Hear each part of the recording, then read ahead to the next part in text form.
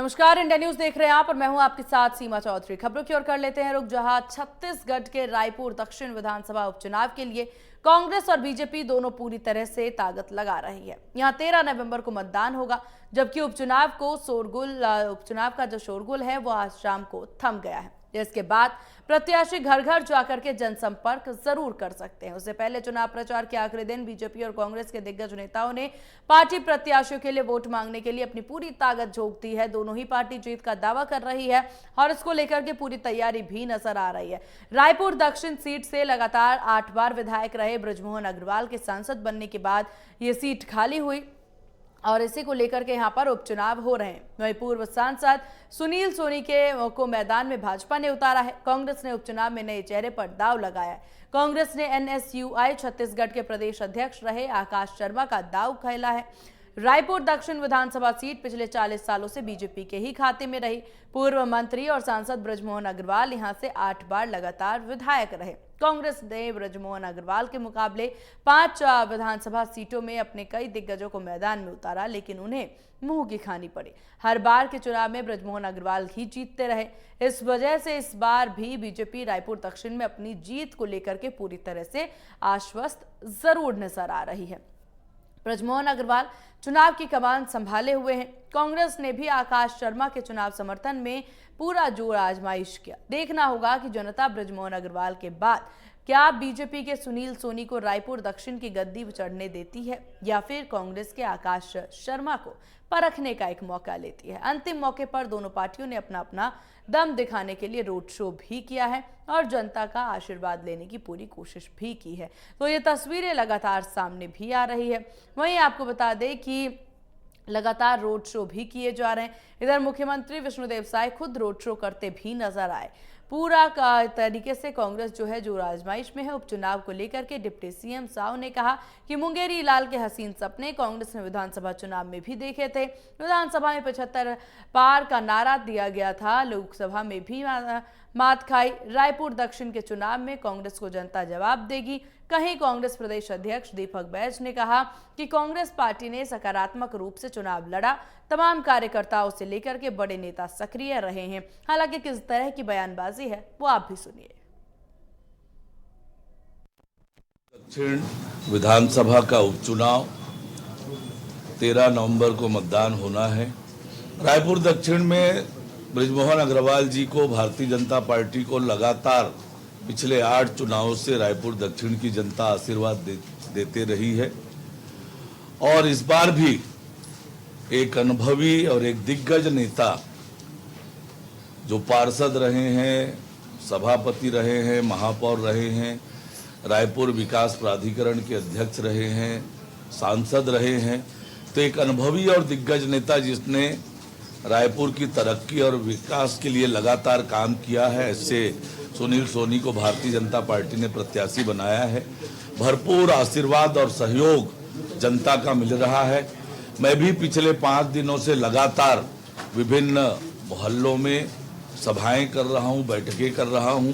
लोगों का भरपूर आशीर्वाद और समर्थन भारतीय जनता पार्टी और सुनील सोनी जी को मिल रहा है। और पूरे चुनाव में कांग्रेस पार्टी ने चुनाव अभियान को सकारात्मक रूप से हम लोगों ने चुनाव लड़े हैं। कांग्रेस ने पूरी एकजुटता के साथ चुनाव लड़ी और कांग्रेस पार्टी के तमाम कार्यकर्ता से लेके बड़े नेता तक चुनाव अभियान में पूरी तरह से सक्रिय रहे हैं।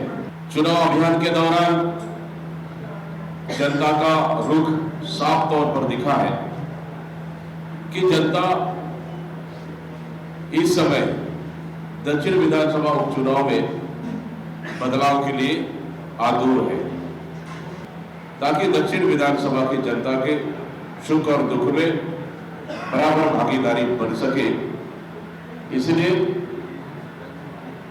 इसलिए ये चुनाव बेहद ही दिलचस्प हो चुका है।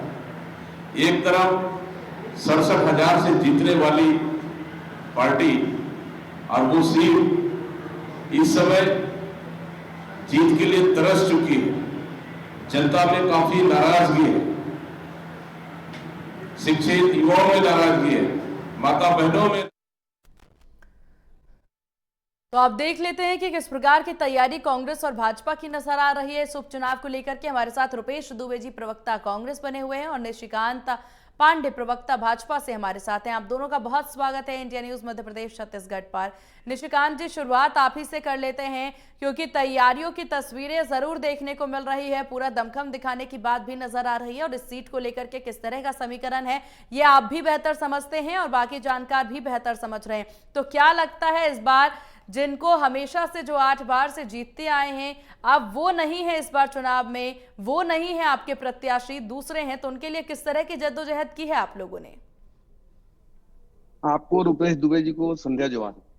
देखिए, जद्दोजहद की बात करें उससे पहले मैं इंडिया न्यूज के लोकप्रिय चैनल के माध्यम से रायपुर दक्षिण की जनता से अपील करता हूं कि 13 तारीख को चुनाव है, पहले मतदान करेंगे। लोकतंत्र में मतदान आपका अधिकार ही नहीं है, कर्तव्य भी है, जरूर मतदान करें। देखिए, रायपुर दक्षिण की जब हम बात करते हैं तो रायपुर दक्षिण और भारतीय जनता पार्टी एक दूसरे के पूरक के रूप में लगातार 2008 से जब परिस्थीमन के बाद या 90 की बात करें तब से एक दूसरे के पूरक के रूप में कार्य करती है। यह रायपुर दक्षिण की जनता का आशीर्वाद लगातार भारतीय जनता पार्टी के साथ रहा है। उसका कारण है हर व्यक्ति हर वर्ग के लिए काम करने वाली भारतीय जनता पार्टी लगातार विकास के कार्यों को लेके और जनहितैषी योजनाओं को लेके अंतिम व्यक्ति तक पहुंचने का कार्य करती है, जिसके परिणाम स्वरूप जनता आपको आशीर्वाद देती है। अब तो देखिए, दावे और वादे की बात खत्म हो गई, अब तो परसों चुनाव है। लेकिन कांग्रेस पार्टी जो दम भरी, जो बुझे हुए दीपक साहब का आपने स्टेटमेंट सुनाया, ठीक है, ये परिणाम के दिन तक ऐसे ही बातें आपको सुनाई देगी, लेकिन जैसे हरियाणा में जलेबी खट्टे हुए, वैसे ही रायपुर दक्षिण की जनता इनकी जलेबी पुनः खट्टी करेगी। लेकिन चुनाव में भारतीय जनता पार्टी और भारतीय जनता पार्टी कोटि कोटि कार्यकर्ताओं ने जो मेहनत किया, परिश्रम किया, वो अद्भुत है, शानदार है। और रायपुर दक्षिण की जनता का प्रतिसाद जो हमको मिल रहा है लगातार, जो हम भेंट मुलाकात कर रहे हैं, लोगों से मिल रहे हैं, लगातार चर्चाएं कर रहे हैं, तो मुझे कहीं नहीं लगता कि 67,000 से भी ऊपर हम चले जाए तो कोई आश्चर्य की बात होगी, क्योंकि जनता का प्रतिसाद हमारे साथ। जी चलिए ठीक है, ओपनिंग कमेंट भी ले लेते हैं निशिकांत पांडे जी के बाद अब रुपेश दुबे जी आपसे, क्योंकि लगातार यहाँ पर जिस तरह के प्रत्याशियों की तस्वीरें नजर आ रही हैं, एक तरफ भाजपा ने एक ऐसे प्रत्याशी को ग्राउंड जीरो पर उतारा है, इस चुनावी मैदान में उतारा है, जो कि समझा जा सकता है कि वो चुनाव समझते हैं, वो ये राजनीति को काफी बेहतर समझते हैं और चुनाव यहाँ पर विधायक का या फिर विधानसभा या लोकसभा चुनाव को वो काफी करीब से देख भी चुके हैं। आपने उनको उतारा है आकाश शर्मा, जो कि माना जा रहा है कि पहली बार चुनाव लड़ने के लिए वो आ रहे हैं। क्या समझा जा सकता है, क्या सोच विचार करके आपने इस बार इस कड़े मुकाबले में और उस सीट पर जो कि अक्सर भाजपा के खाते में ही रही है, उस सीट पर उतारा है? जी नमस्कार निशिकांत जी, नमस्कार जी। कांग्रेस पार्टी ने युवा नेतृत्व को आगे लाने के लिए आकाश शर्मा जी को प्रत्याशी बनाया, और जिस प्रकार से आप देखेंगे आकाश शर्मा की सक्रियता और सुनील सोनी जी की निष्क्रियता के चर्चे पूरे चुनाव के दरमियान होते रहे हैं। जिस प्रकार से सुनील सोनी जी को प्रत्याशी बनाया गया, उसमें रायपुर दक्षिण की जनता ही नहीं, पूरे रायपुर दक्षिण विधानसभा क्षेत्र के भाजपा के कार्यकर्ता भी हतोत्साहित हो चुके थे कि एक ही व्यक्ति को महापौर, एक ही व्यक्ति को सांसद, एक ही व्यक्ति को विधायक, एक ही व्यक्ति को रायपुर विकास प्राधिकरण का अध्यक्ष, माने नेतृत्व को समेटने का काम जो भाजपा ने किया, उसका दंश इनको विधानसभा चुनाव में अभी जो परिणाम 13 तारीख को जनता मतदान करेगी उसमें देखना पड़ेगा। और देखिएगा जिस प्रकार से चुनाव प्रचार के दौरान कांग्रेस के कार्यकर्ता आम जनता के बीच जब गए, आम जनता देखती रही, तो सुनील सोनी जी के महापौर कार्यकाल का और सुनील सोनी जी के संसदीय कार्यकाल का एक भी शिलालेख पत्थर या ऐसा कोई कार्य रायपुर दक्षिण की जनता ढूंढती रही जिससे ये कहा जा सके कि ये मील का पत्थर साबित होगा विकास के नाम पर। सुनील सोनी जी को भाजपा का एक प्रकार से थोपा हुआ प्रत्याशी भाजपा के कार्यकर्ता ही मान रहे थे, और आने वाले दिनों में जब 13 तारीख को जब मतदान होगा और जब मतदान की गिनती होगी तो पूरी तरह से पारदर्शिता पूर्वक कार्य होगा। रायपुर दक्षिण की जनता लगातार एक ही व्यक्ति के नेतृत्व को नकारने के लिए आतुर बैठी है और आकाश शर्मा जैसे युवा नेतृत्व, मजबूत नेतृत्व के साथ। और देखिए सबसे महत्वपूर्ण बात यह रही कि कांग्रेस का प्रत्येक नेता, प्रत्येक कार्यकर्ता, प्रत्येक हमारा बूथ का पदाधिकारी अपने आप को आकाश शर्मा बन के चुनाव लड़े हैं, जिसका अच्छा प्रतिशत कांग्रेस को देखने को मिलेगा। लेकिन रुपेश दुबे जी हमें ये बात समझनी होगी, आप एक ऐसे सीट की बात कर रहे हैं, रायपुर दक्षिण सीट, जो कि बार बार मैं ये बात कह रही हूं और बार बार जानकार इस चीज को कहते हैं। हालांकि हम एक सीट पर अगर बात करना शुरू कर रहे हैं, इस सीट पर बीजेपी का कुनबा काफी ज्यादा मजबूती से काम करता रहा है और इसके बाद इस बार बीजेपी ने एक नए चेहरे को इस सीट पर उतारा है। अब ऐसे में जो चेहरा है वो दो छात्र जीवन से ही उनकी राजनीति शुरू होती है और आपके जो प्रत्याशी हैं वो भी अभी देखा जाए तो छात्र राजनीति में ही हैं, तो काफी अंतर है। फिर चाहे यहाँ पर तजुर्बे की बात कर ली जाए या फिर वोटर की बात कर ली जाए तो काफी फर्क नजर आएगा। तो इसमें कितनी मेहनत आपकी और कितनी बड़ी चुनौती आप इसे मान रहे हैं? देखिए प्रत्येक चुनाव चुनौती होता है। बृजमोहन जी के व्यक्तित्व को, बृजमोहन जी के मिलनसारता को रायपुर नहीं पूरे छत्तीसगढ़ की जनता समवेत रूप से स्वीकार करती है कि वो एक जनप्रिय नेता हैं। लेकिन जिस प्रकार से बृजमोहन अग्रवाल जी को लोकसभा में भेजा गया और जिस प्रकार से बृजमोहन अग्रवाल जी के शिक्षा मंत्री रहते हुए शिक्षकों की भर्ती की आस जो जगी थी और वो स्वयं मंत्री पद पर रहना चाहते थे, लेकिन जिस प्रकार से उनसे मंत्री पद से इस्तीफा दिलाया गया और वो तमाम टीवी चैनलों में बृजमोहन अग्रवाल जी का वक्तव्य को जनता देखी है, तो बृजमोहन अग्रवाल जैसे व्यक्तित्व के साथ भाजपा ने जिस प्रकार से खिलवाड़ किया, उनके कद को एक नापने का काम किया, कम करने का काम किया गया, उससे भी बृजमोहन अग्रवाल के समर्थक, बृजमोहन अग्रवाल के मतदाता, रायपुर दक्षिण विधानसभा के मतदाता काफी अच्छे खासे आक्रोशित हैं। और निश्चित रूप से देखिए, जब एक छत्तीसगढ़ राज्य से 10-10 सांसद देने के बाद तोखम साहू जी को मंत्री का पद दिया जाता है, बृजमोहन अग्रवाल जैसे वरिष्ठ और कद्दावर नेता, अनुभवशील को दरकिनार कर दिया जाता है। ये भाजपा का चाल चरित्र चेहरा रहा है, इसका भी बदला रायपुर दक्षिण क्षेत्र की जनता लेगी। चलिए ठीक है, निशिकांत जी। देखिए, रुपेश जी ने बोला कि बृजमोहन जी को अपमानित करने का काम भारतीय जनता पार्टी ने किया। वैसा उनके वक्तव्य से इनको समझ में आया। क्या वक्तव्य था मुझे तो जानकारी नहीं है, लेकिन एक विषय रखता हूँ आपके सामने, इंडिया न्यूज के लोकप्रिय चैनल के सामने, कि विधायक जो अभी वर्तमान विधायक रहे वो इस्तीफा देकर लोकसभा सांसद बने और जो विधानसभा का प्रत्याशी है उनके सारथी के रूप में काम कर रहे हैं। ऐसा कहीं भी उदाहरण भारतीय जनता पार्टी के अलावा कहीं दिखाएंगे आप तो मैं मानूंगा कि कहीं ना कहीं डिस्प्यूट होगा। विषय क्या है, देखिए, भारतीय जनता पार्टी में व्यक्तित्व सबसे निचले पायदान पे, पार्टी दूसरे और राष्ट्र प्रथम के भाव से हम चलते हैं।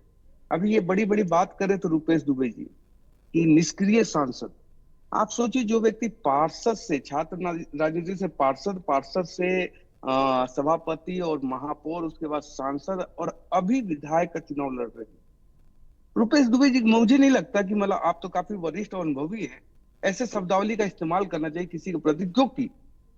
क्योंकि लोकतंत्र में जनता जनार्दन ही इसको स्वीकारती है कि कौन निष्क्रिय और कौन सक्रिय है। जब रायपुर लोकसभा आदरणीय सुनील सोनी जी लड़े थे 3.5 लाख मतों से, ऐतिहासिक था। रमेश बैस जी लगातार वहां से जीत के आ रहे थे, लेकिन इतने वोट से ही जीत के आए थे। 3.5 लाख के वोटों से वो जीत के आए। ये रायपुर लोकसभा की जनता ने स्वीकार किया। तो आप तथ्यों को झुठलाने का प्रयास मत कीजिए। रही बात कि भारतीय जनता पार्टी वो पार्टी है जो अंतिम व्यक्ति तक, मतलब अंत्योदय के भाव से कार्य करती है। और जो ये आप लगातार दावे कर रहे हैं, ये कोई दावा इनका नया नहीं है। विधानसभा के पूर्व, लोकसभा के पूर्व, अभी और आने वाले नगर निगम के पूर्व, ये लगातार ऐसे दावे करते रहेंगे। लेकिन जिस प्रकार से हरियाणा में ये मुंह की खाए हैं, आपने देखा होगा कैसी कैसी बातें करते थे हरियाणा चुनाव में। भारतीय जनता पार्टी को जनता ने नकार दिया है, सीधे से उनका एंटी इनकम्बेंसी है, उनके अंतर कला है। लेकिन निशिकांत जी, एक चेहरे को 8 बार मौका, चलिए, एक चेहरे को 8 बार मौका यहाँ की जनता ने दिया। हालांकि अब वो चेहरा आपके पास, मतलब इस उपचुनाव में वो चेहरा नहीं है, आपने एक नए चेहरे को मौका दिया है। तो क्या आपने तैयारी वैसे ही की है जैसे बाकी चुनावों में की जाती है, या फिर आप इस सीट को लेकर काफी कॉन्फिडेंस में हैं? नहीं नहीं, भारतीय जनता पार्टी का चरित्र ऐसा नहीं है। हर चुनौती को बड़े के रूप में देखती है, उसके लिए कोटि कोटि कार्यकर्ता काम करते हैं। देखिए 18 के चुनाव परिणाम हमारे बिल्कुल विपक्ष में आए थे, 14-15 सीटों पे हम सिमट गए थे, बाउंस बैक किया भारतीय जनता पार्टी ने कोटि कोटि कार्यकर्ताओं के पुरुषार्थ के दम पे। मैं जो एक बात कह रहा हूं आपके माध्यम से इंडिया न्यूज के लोकप्रिय चैनल पे, कि क्या रुपेश जी परिणाम के दिन ईवीएम को, चुनाव आयोग को, धन बल को मुद्दा नहीं बनाएंगे हारने के बाद? अगर ये ऐसा कहते हैं तो मुझे स्वीकार है, क्योंकि जैसे ही परिणाम जिस दिन आएगा, हरियाणा चुनाव में भी आपने देखा, स्वीकृति नहीं हार की। लोकतंत्र तभी जीतेगा जब कांग्रेस पार्टी जीतती है, अदरवाइज लोकतंत्र की हत्या हो जाती है। क्या दमखम से आपके चैनल पे, सम्मानित चैनल पे, रुपेश दुबे जी ये कह सकते हैं कि कांग्रेस पार्टी तो भी लोकतंत्र जीत रहा है? ऐसा कह सकते? मैं आपके माध्यम से एक निवेदन करता हूं, हमें तो हार भी स्वीकार है, जीत भी स्वीकार है। क्या कांग्रेस पार्टी इस बात की स्वीकृति देती है क्या? एक प्रश्न मेरे तरफ से आप उनसे लीजिए। ठीक है रुपेश गुप्ता जी, रुपेश दुबे जी माफ कीजिएगा। देखिए जिस प्रकार से निशिकांत जी बात कर रहे हैं, ये जीत के में मद में मस्त होकर के बात कर रहे हैं। देखिए पूरे देश की जनता ईवीएम मशीन के आएंगे निशिकांत जी। विश्वसनीयता पर या निर्वाचन आयोग की निष्पक्षता पर बात नहीं करती, लेकिन जिस प्रकार से कार्रवाई होती है, जिस प्रकार से कार्रवाई सार्वजनिक होती है, चाहे आप चुनाव में हो या मतदान के लिए हो या मतदान के गिनने के पहले, जिस प्रकार से मशीनों की जो बैटरी हो या मशीनों के बारे में जो बातें आती है, इसमें निर्वाचन आयोग को पूरी पारदर्शिता के साथ आम जनता के सामने बातें रखनी चाहिए। बात कांग्रेस अपना सशक्त विपक्ष की भूमिका का निर्वहन कर रही है। और रही बात लोकतंत्र की, तो निश्चित रूप से भारत देश का लोकतंत्र है, जो 2 बार देश का नेतृत्व किए हैं आदरणीय नरेंद्र मोदी जी। वो 3 लाख 4 लाख वोट जीतने वाले थे, अभी मुश्किल से 1.5 लाख वोट जीते हैं। तो जनता का मूड और जनता का जनादेश और जनता के बीच में उनकी सक्रियता और जनता के बीच में उसकी निष्क्रियता का पैमाना जनता तय करती है। जनता अपने मतदान के अधिकार का उपयोग करते हुए अपना जनादेश देती है। चलिए जी निशिकांत जी कहिए। बात आपने सही की कि बनारस से हमको 1.5 लाख का लीड मिला, लेकिन हम वो पार्टी हैं जो जीत के आए, हमारे सर्वोच्च नेता जीत के आए। आपके सर्वोच्च नेता अमेठी से हार के गए, लेकिन आपने स्वीकृति नहीं दी, हार को स्वीकार नहीं किया, इनफैक्ट आप अमेठी से भागे। विषय बस इतना ही है कि देखिए, जब जनता जनार्दन का आशीर्वाद होता है तो फिर ई फॉरवर्ड की बात नहीं होती। हम भी 15 सीट पे आए थे, हमारी पार्टी का कोई छोटा से छोटा और बड़ा से बड़ा नेता कहीं पे भी किसी भी संवैधानिक संस्था पे सवाल उठाया क्या? जनता जनार्दन का आशीर्वाद लोकतंत्र में सबसे महत्वपूर्ण है और वो हमारे साथ है। आपने तो कहा था 75 पार, फलाने के भरोसे पे हम सरकार बनाएंगे, ना फलाना रहा ना उसका भरोसा रहा। प्रदेश की जनता ने अराजक तत्वों को उखाड़ के फेंक दिया, और ऐसा फेंका। और जो आकाश शर्मा की आप बात करते, युवा नेतृत्व, पूरे प्रदेश में आग लगा दूंगा, ये मंशा के साथ कोई चुनाव लड़ रहा है। रायपुर दक्षिण की जनता बहुत समझदार है और देखती है कि आग लगाने वाले को नहीं, आग बुझाने वाले को ही प्राथमिकता दी जाएगी। और रायपुर दक्षिण की जनता और भारतीय जनता पार्टी एक दूसरे पूरक के रूप में काम करते हैं। आदरणीय बृजमोहन अग्रवाल जी की जरूर भूमिका बदली है। पहले अर्जुन के रूप में वो लड़ाई लड़ते थे, अभी श्री कृष्ण के रूप में, सारथी के रूप में वो काम कर रहे हैं और प्रतिसाद हमको शानदार मिल रहा है, इसमें कोई शक नहीं। जी तो बिल्कुल, हालांकि देखने वाली बात होगी, क्योंकि एक तरफ यहाँ पर समझिए रुपेश जी, हम ये सवाल बार बार इसलिए पूछ रहे हैं क्योंकि एक तरफ जहां हम बात कर रहे हैं उपचुनाव को लेकर के, एक बात कर रहे हैं हम उस सीट को लेकर के जिस सीट पर भाजपा अपना कुनबा काफी लंबे वक्त से बनाए हुए है। 8 बार बीजेपी ही यहाँ पर, अगर अमूमन देखा जाए तो 8 बार बीजेपी ही आई है, और उसके बाद आप एक ऐसे प्रत्याशी को उतार रहे हैं इस सीट पर जिन्होंने अभी तक किसी तरह का कोई चुनाव लड़ा नहीं है, फिर चाहे विधानसभा का हो या फिर लोकसभा में किसी प्रकार की कोई भागीदारी उनकी नजर नहीं आई है। तो ऐसे में जब आप उन्हें उतार रहे हैं तो क्या उम्मीद कर रहे हैं, क्या आप इस वजह से उतार रहे हैं कि इस सीट पर तो भाजपा जीतती ही आई है? एक बार कोशिश करके हम देख लेते हैं। ऐसी कहीं बात नहीं है। जिस प्रकार से आकाश शर्मा जी युवा कांग्रेस के हमारा आंतरिक संगठन के रूप में निर्वाचित अध्यक्ष के रूप में है, प्रदेश युवा कांग्रेस के अध्यक्ष हैं, और निश्चित रूप से आकाश शर्मा के साथ साथ कांग्रेस पार्टी का प्रत्येक नेता, भूपेश बघेल जी हो, चरणदास मान जी, दीपक बैज जी का नेतृत्व मिला ही हुआ है, टीएस सिंहदेव जी, सत्यनारायण शर्मा जी, धीरेन्द्र साहू जी, तो रायपुर जिले सहित तमाम प्रदेश के कांग्रेस के नेताओं की एकजुटता के साथ, और मैं फिर से कहूंगा, जिस प्रकार से 8 और अभी भाजपा का हो जाएगा काट, और निश्चित रूप से आकाश शर्मा कांग्रेस के विधायक बनेंगे और कांग्रेस का परचम दक्षिण विधानसभा में निश्चित रूप से लहराएगा। चलिए ठीक है, एक फाइनल कमेंट निशिकांत जी।